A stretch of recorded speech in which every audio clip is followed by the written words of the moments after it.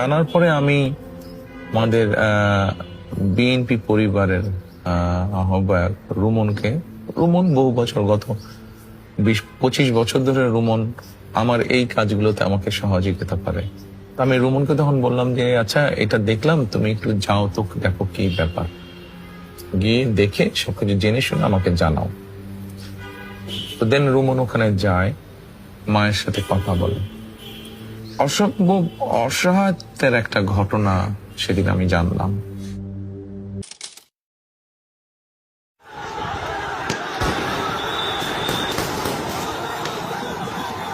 5 তারিখে আমার ছোট বোন আম্মার বাসায় গেছে, তখন আমরা আশকোনাতেই থাকি।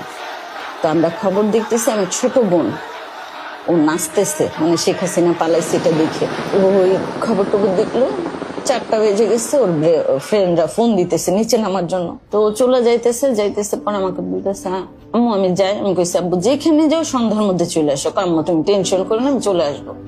তো নিচে যে 2 বন্ধুর সাথে চলে গেছে। 7:12 আব্দুল্লাহকে 2বার ফোন দিছি, ধরে নেয়। 7:19 আবার ফোন দিছি, 2বার ধরে নেয়। 3বারের মাথায় ও ধরছে। 36 সেকেন্ড ওর সাথে আমার কথা হয়েছে। সালাম দিয়ে শুধু বলছি বাবা তুমি কোথায়? ও বলছে এয়ারপোর্টের মাথায়।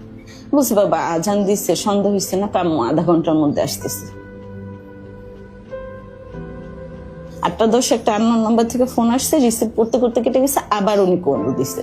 উনি শুধু ফোন দিয়ে বলছে আব্দুল্লাহর আপনি কি হন? আমি বলছি আব্দুল্লাহর মা। কেন, কি হয়েছে? ও অ্যাক্সিডেন্ট করছে, আপনি একটু এখনই আসেন। শুধু ওনাটা নিচ্ছে আর আমার ব্যাগটা নিচ্ছে আর মোবাইলটা নিচ্ছে। তো এর মধ্যে আবার উনি ফোন দিছে আছে, আপনি তাড়াতাড়ি না আসলে ঢাকা মেডিকেল পাঠিয়ে দিবি। ওনার এই কথা শোনার পর আমি মোটামুটি যে আব্দুল্লাহর হয়তো গুলি লাগছে, রাস্তায় বেরোনোর পরে আমি বুঝি। তা আমি দৌড় দিয়ে ঢুকে গেছি। ঢুকে ও একটা কফি কালারের টাইস পরা, ওর চেহারা তো ঢাকা, ওর পায়ে সাদা সুতা বাঁধা দেখে আমি বুঝে ফেলছি যে আমার বাবা তার নাই। তা আমাকে ঢুকতে দিতেছে না। মহিলা মানুষ বলতেছে আপনাকে ঢুকানো যাবে না, আপনি পুরুষ মানুষকে। তোর মামা গেছে, ওর মামা দেখে ওইখানে অজ্ঞান হয়ে গেছে, আমি অজ্ঞান হয়ে গেছি।